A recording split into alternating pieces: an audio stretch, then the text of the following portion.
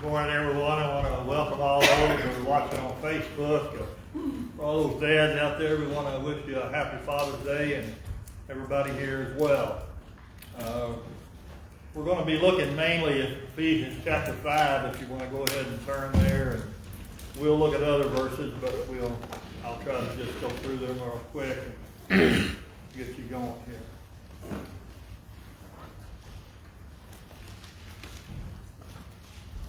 Former president of the United States got on national television and said that the greatest threat to democracy was white men. Was what? White men. And it's not enough that we deal with all the roles that we have as a man. Because we already have people that hate us without a cause. John 15:25. Jesus said, they hated me without a cause. And if they hated me, they're going to hate you. If they listen to me, they'll listen to you. So I want to tell all of you guys that are here this morning, the dads and all the men here, that I'm proud of you for being here and dragging your family. I didn't know that all the good people that we have in this church had as many drug problems. Because you've been drugged to church all your life. You've been drugged to Sunday school. You've been drugged to Wednesday night and Sunday night. So you have a lot of drugs. And for those watching on Facebook, you need to know that they're all in counseling, by the way. So there is help out there. Some of you this morning, kidding aside, many of you this morning, you've had the best dads and granddads the world has to offer. And I think Jesus said something about that the world is not worthy of people like that. The world, the way we treat people, and the way we treat men, and the way we treat each other, the world's not worthy of those kind of people. And yet, why do they hate us so? But some of you have had these dads, and because you've had these great dads and granddads, you're blessed. In a nutshell, without elaborating, you have your own proof of that. Winston telling his story, and I would have thought he kind of lost himself there for a minute. He said his dad taught him and he didn't know it. Well, you'd be dumber than a brick then if you didn't know that, because you got all that. See? You just missed it. He taught you something this time. Okay. Yeah. All right, I'll go on. I've lost Winston now, so we'll rest Yeah, of you it. have. Okay. These guys, these dads, granddads, have poured into you. They've believed in you. And that may be the biggest thing anybody can ever do for anybody. School teachers, teachers in the church, men and women, old and young, mentor. We think because we get old, we don't have anything to say to these young people. And we've got a lifetime of things to say to these people. And they really want to hear it. They really need it, and they really want to hear it. And I'm thankful for you to have your sons and your grandsons here with you today, because you've poured into them. And they're here primarily because of you. Somebody taught them. Somebody spoke into their life. I mean, you went to their games. You went to support them. You went hunting with them. You hung out with them, whatever that might look like for you. They taught you things that you're never going to forget. And how to farm, many of you, how to farm. How to build barns, how to treat people. You got your own stories. And some of those memories are the greatest memories that you'll ever have in your life. And you're here today doing for your kids and doing for your grandkids what somebody else did for you. A friend of mine years ago, I don't know how many times I talked to this guy and tried to get him to become a Christian and give his life to God. And I know his dad was a great Christian and his family was, and I don't know how many times I've talked to him, but Same story at the end, he wouldn't budge. And finally his dad got sick, was in the hospital, and they didn't think he was going to make it, so he went to see his dad. And he loved his dad more than he loved anything or anybody on the face of the earth. They were close. And his dad virtually was taking his last few breaths. And the man's first name was Dale. And he said, Dale, he says, before I take my last breath here in a few minutes, I want you to promise me that you'll give your life to Jesus Christ. And he almost went home immediately and called me and had me baptized and give his life to Christ. And he's still in the church today doing that for his kids and passing that on to his kids. And now he's got grandkids and he's passing that on to his grandkids. Maybe some of you didn't have a great dad and they weren't there for you. And you didn't have that kind of help. And some of you got radical children. Some of you have lost children. But because you're here this morning, I bet, and I would bet my life on it, that you, like me, found somebody out there that was perfect. A perfect example for every area of your life, and his name is Jesus. And I didn't find that growing up. I found that in a relationship with God that I never knew anything about. Nobody ever told me anything about that. I didn't get that from my dad or my granddad or anybody else.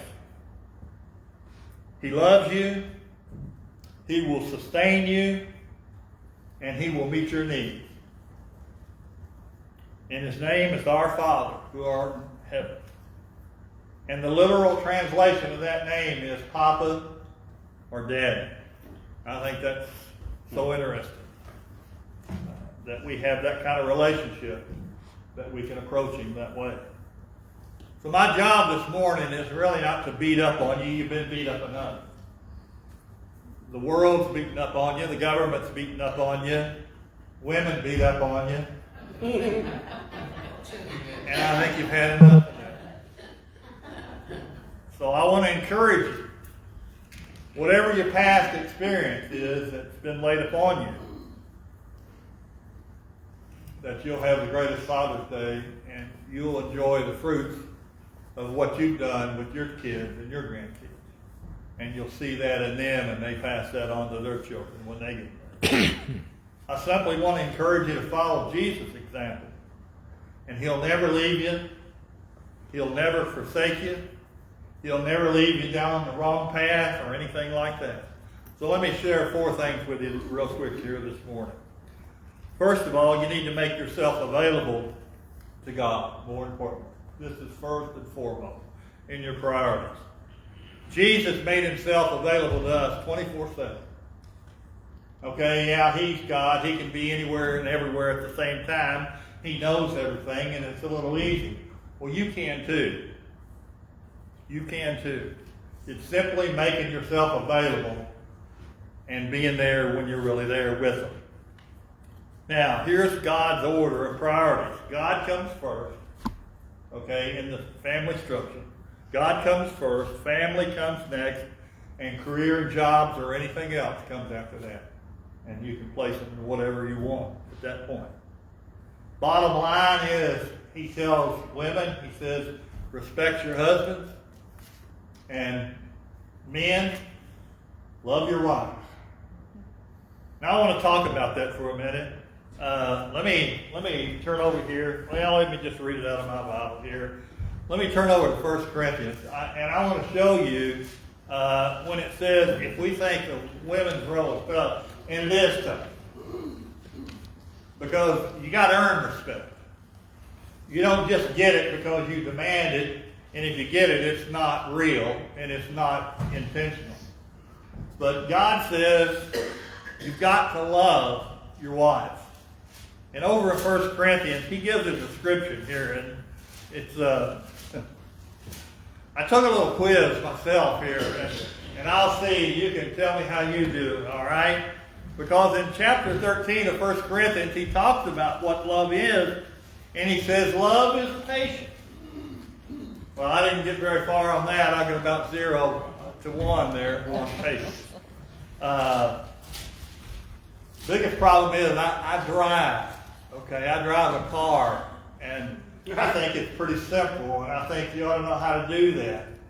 And my son told me one time when he was kind of young, and he said, "Where are you going, Dad?" I said, "I got to do a couple things." He said, "Can I go with you?" I said, "Yeah." We got in some traffic, and I was just getting all tore up and crazy, and just thinking, where do you get your license? Do you have a license? And I'm getting upset one time right after the other. He looked over at me and said, "Dad, we'd be pretty good Christians if we didn't have to drive." I told him to stay on with his mother next time. I didn't say anything. So I flunked that, okay? Love is patient. Love is kind. Okay, love is kind. Maybe I could get a little bit going on there, 1 for 1. And it's not jealous. Everybody's jealous. Okay? God specifically states that he's a jealous God. If he can be jealous, I can too. That's what he said. I didn't write that. He said that God, my God, is a jealous God. Okay. I'm 0. I'm not even going to keep score. Okay. Love does not brag. Everybody in it fishes and hunts, brags and lies. Okay? Is not arrogant. Does not act unbecomingly. I had to look that one up. It means rude or being ugly. Does not seek its own. What does that mean anyway? Does not seek its own. Is not provoked. Does not take into account a wrong suffered. I love that. Okay? Wouldn't you love that, man? Look at this, scared to say anything. Love never fails. Okay? You're never going to go wrong. And by the time you read those 8 or 9 things about love, and then you get the 10 Commandments, I mean, nobody's ever kept the 10 Commandments. Okay? We don't even want to go through those, because I guarantee you probably have broken every one of them. If you're honest with yourself. And you say, "Well, I've never committed adultery with a woman. I'm good there." No. It says if you've ever looked at a woman and thought things you shouldn't think, you're guilty. So why didn't he write anything about the woman? Well, we'll go on. Since I can't get a reaction out of you, so just move on. Wives, respect your husband. Husbands, love your wife. You know how kids spell time? Or spell love? T-I-M-E.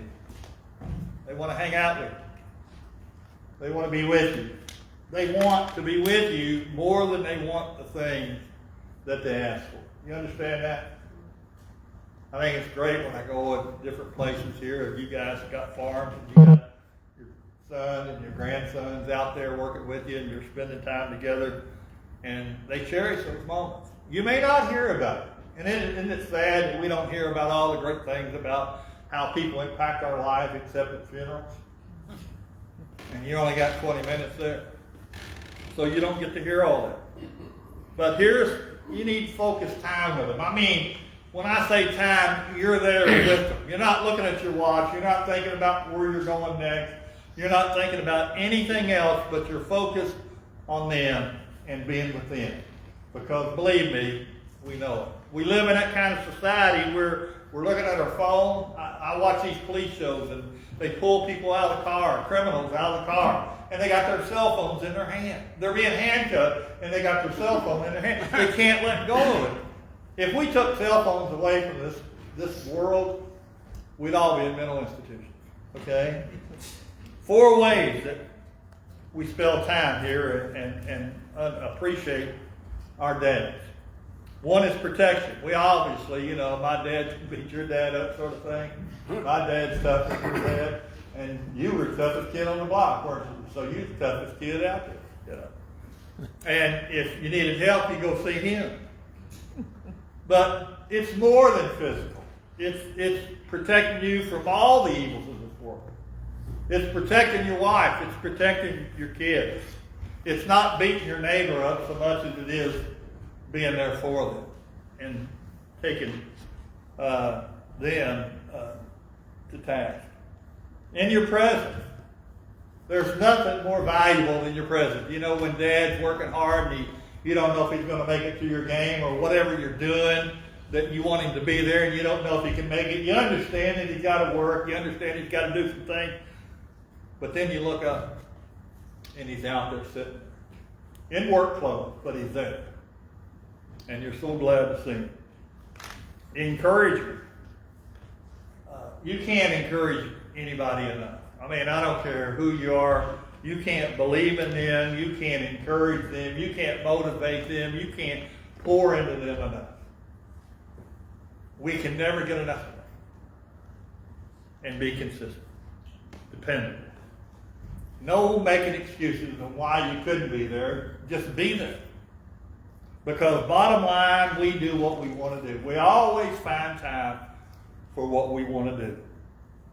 Now, you may die in this life and regret a lot of things. But don't let God and your family be those regrets. So we need to be available. And secondly, we need to be flexible. If you're having trouble here being flexible, always bend toward what God wants you to do. Turn over to Ephesians chapter 5. Ephesians chapter 5, and we'll look at some of these verses here about our role and what God says about men and women. And some of it will be new to you, some of it won't. Ephesians chapter 5, let's look at verses 25 through 33. Husbands, love your wives. Again, not an easy thing to do, but he's talking about loving her in the way that Jesus loved us. How did Jesus love us? Sacrificial love. Now think about this. There's not a man here find themselves in a situation where their wives' lives are threatened that you wouldn't die in order to save them. But 24 hours later at home, you don't have the same thing. That's not what he's talking about. It's consistently loving her and overlooking some things that you normally wouldn't overlook and treat her the way Jesus would treat her. Just as Christ, listen to this, loved the church and gave himself up for her. What did he give himself up? What's that look like? His death, burial, and resurrection.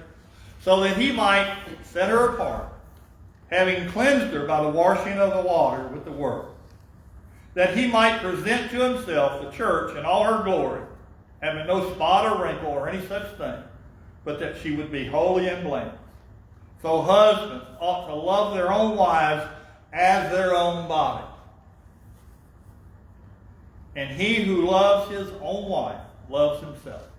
For no one ever hated his own flesh and nourishes it and cherishes it, just as Christ does the church, because we're members of his body.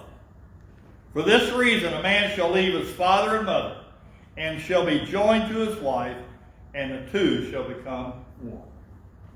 The mystery is great, but I'm speaking with reference to Christ and the church. Nevertheless, each individual among you is to love his own wife, even as himself, and the wife must see to it that she respects her husband.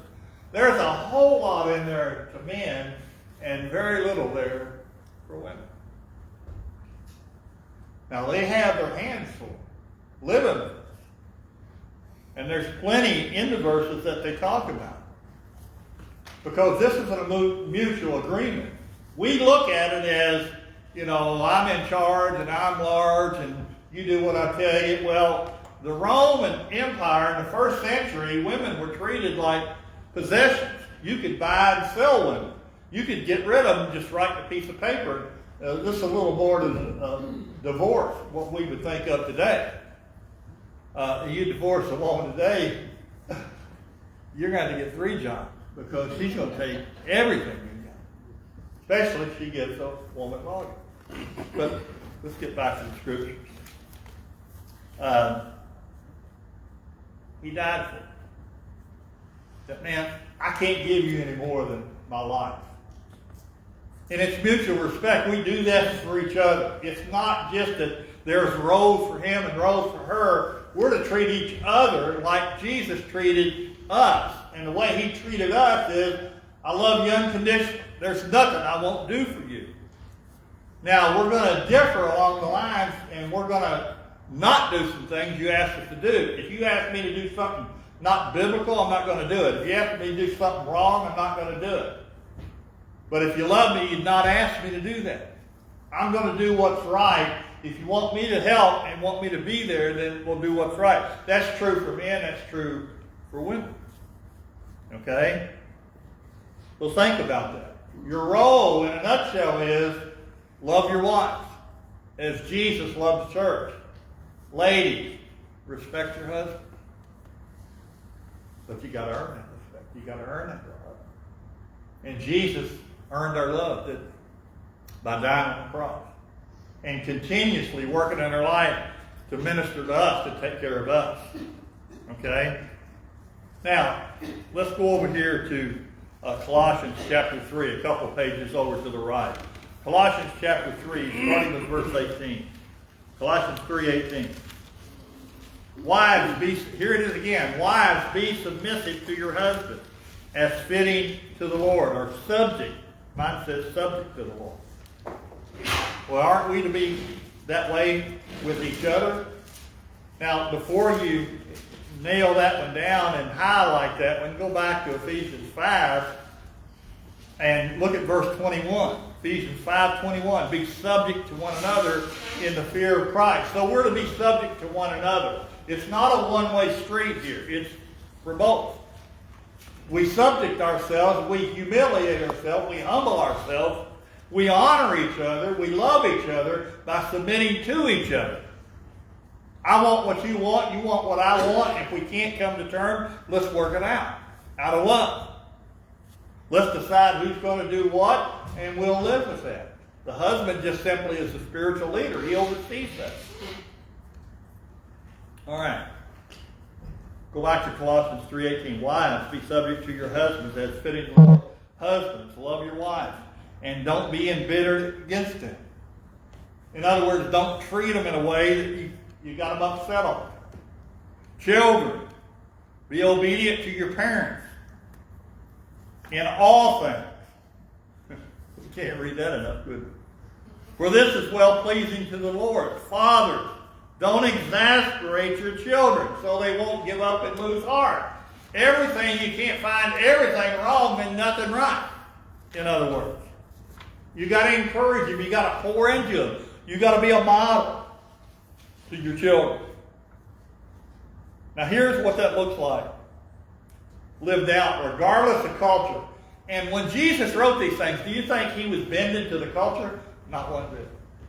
We live in a day and time where we say, well, now men aren't supposed to be this way and women aren't supposed to be this way because the culture is different than back then. The culture has nothing to do with how we're to live. Jesus already gave us instructions on how to do it. And he didn't bend toward the culture. And in fact, most of the time, it's counterculture. But here's the situation and how that looks and how you live it out. Matthew 22, 34 through 40. A young man come up, young rich man, very intelligent, very powerful guy, had a lot of money. Said, Jesus, what's the most important commandment? Jesus said, love God with all your heart, soul, mind, and strength, and your neighbor as yourself. There it is. You have trouble with that? Oh, I love my family. I love my family. I do anything for my family, but I can't stand my neighbors. God bless them. All right. It's not your job. It's not your career. It's God who is most important. We say, well, I know people love their family. God has to come first. Because if you love God first and you take care of that first, your family will take care of itself. Your family will respect you for that. Your family will listen to you if you do that. Your family will love and respect you. because they know the priorities there. Just as the wife and the kids are to put God first. Okay? So it's not our jobs, it's not our career, it's not anything else. That little acrostic, J-O-Y, Jesus, others, and yourself. Okay? So we make ourselves available, we are flexible, and we're teachable. Teachable. Let me read Deuteronomy. Deuteronomy chapter 6. Real quick here. I've got it marked. We'll read it and go on. Deuteronomy 6 and 7. These words I'm commanding you today shall be on your heart, and you shall, listen to this, you shall teach them diligently to your sons. Now, first of all, who's he talking to? He's talking to the men. Guys, he's talking to us. And you shall teach them diligently to your sons, and shall talk to them when you sit in your house, and when you walk by the way, and when you lie down, and when you rise up. In other words, it's our job to teach them the words, teach them the lifestyle, and be an example in that situation. You're the spiritual leader. You're their priest. You're their elder. You're their pastor for that family. Okay? And we ought to be lifelong learners, because I don't know about you, but I've never had it all figured out at one time in my life. I've always found things that need working. John 1:14, Jesus says, I'm full of grace and truth. What's that mean? Grace is that I love you. I'm going to overlook a lot of things. I'm going to forgive you for everything. I'm going to give you more chances than you deserve. I'm going to give you more grace and mercy and kindness and everything else that you need, more than you deserve. And truth is, but here's how I want you to live. And there's consequences if you don't. I want you to have faith. I want you to grow in character. And I want you to influence other people. Be your family's example. Who's better to be the example than the dad and the mom? Look at Hebrews chapter 13. Let me read this to you here real quick. Hebrews chapter 13. Great example, great words here for us being these kind of examples. Hebrews 13:7. And this ought to be the dad here, okay? Remember those who led you. Led you what? Led you to Christ. Led you to be the person you are, who poured into you, who spoke the word of God to you. Consider the result of their conduct and imitate their faith, imitate their lifestyle. Let them be your example. Then verse 13, or chapter 13, verse 17. Obey your leaders. Who's your leaders? Your dad. And submit to them. Honor them. Respect them. Work with them. For they keep watch over your soul. That's their job. As those who will give an account. Let them do this with joy and not with grief, for this would be unprofitable for you. God says there's consequences. In other words, if you don't. You can do what you want. Free will, men and women, you can do what you want in a marriage.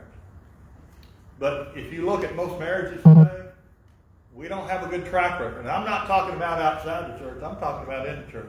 The divorce rate in the church is as high as it is outside the church. So we don't have much to say to anybody anymore, except by example. And the most people that we need to have an example for is our kids. That they can look at us and say, yeah, you weren't perfect, but you were always there for them. You treated mom right. You treated dad right. You loved him. You respected him. And that's what it's all about. Okay? Now listen, guys and parents, we know this already. Kids may not follow your advice. Right? You know that. But they will follow your example. You know, that don't do what I do what I say, that doesn't flow. That won't get anywhere. And rightfully so, they shouldn't pay any attention to that. And then we need to be dependent. Here's something you need to do. I mean, you need to assure your family that dad's not going anywhere. Because we live in a culture where they see this all the time. Kids they go to school with, they don't have a dad. They may not have a mom. They may not have either one. Grandparents may be raising them. They may be in foster care. They may be homeless. I know it's hard for us to believe that world is like that, but it's like that. And how much better, how much more do we need to pour into our kids so they can pour into theirs and pour into the people of this world? Assure your family that you're not going anywhere no matter what happens, because they're going to hear you discuss things. That's another word for arguing. They're going to hear that. And they're going to listen how you respond, how you treat her, whether you really love her and what she says to him. Do you really respect him? Why do you stay together after saying and doing those things? And they live in fear that they don't know what's going to happen. Because these marriage vows that we make says for better and for worse, for richer and poor. And it'll be all that. Believe me, it'll be all that. You need to let your kids see you kiss your mother. Okay? I'm talking about just showing affection. They need to hear you say in front of them that how much you love your wife, and how much you love your kids, and how much you're there for them. They need to see you hug her. Now, men don't need much. Okay, a good meal, a good night's sleep, a couple other things that we'll pass on. And that's it. Women need a little more. A study was given and taken that women need 12 meaningful hugs a day, and there's chemicals that are released in their body. He's looking at me like, what? I understand. You'll pay for it when you go home. 12 meaningful hugs a day, because there's chemicals, her makeup is, there's chemicals released, and it does wonders. Now, men aren't huggers. Okay, you're not going to see men here kissing on each other on the cheek and hugging each other. So like I said, we don't need much. When we tell you nothing's going on up there, we're serious. So let them see your love. Let them see your faith. Jesus said, I love you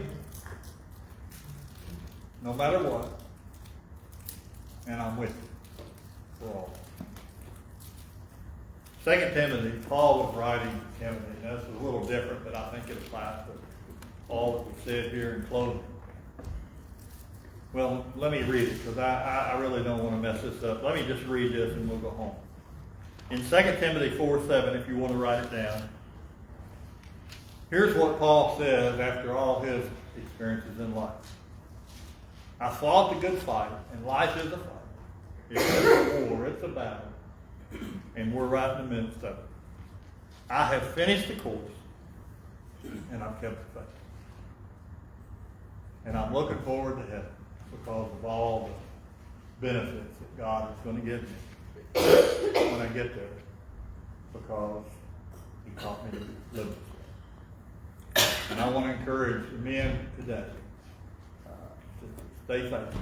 I know it's a war, I know it's a battle, but you're needed. You can do things that nobody else can do because of how you're watched and what you are. And it has nothing to do with women. We talk about women at Mother's Day. But men, you're special. And I'm proud of you because you got your kids and your grandkids here. And they're here because of you poured into them. And you're responsible for making that happen. And those of you that are watching on Facebook, you've heard these words, if they apply to you, then put them into practice. And if you need some help, you need to talk, there's a number at the bottom of the screen. But whatever you need, folks, you need these things here in Scripture. This is the man that we're to live by. We take babies home from the hospital and we say there's no manual for how to take care of that baby. It's right there. When you get married, there's no manual for getting that guy home and getting that woman home. It's right there. You gotta read it, you gotta crack it open. You ought to get you one of these if you don't have one. You really ought to get one. And if you're not reading it, you need to start reading it because it tells you how he wants you to live. If you're going up when you leave here, if you're going to take that elevator up to heaven, then you're going to need to read that and do what it says. If not, there's going to be consequences, and the elevator may go in a different direction. Love you, respect you, appreciate you. God bless you. Enjoy your Father's Day, because I know your wives are going to take you out to the most expensive, best, favorite place you've ever eaten and experienced in your life. And dads, aren't you thankful for the gift that you bought yourself today on Father's Day? Problem is, can't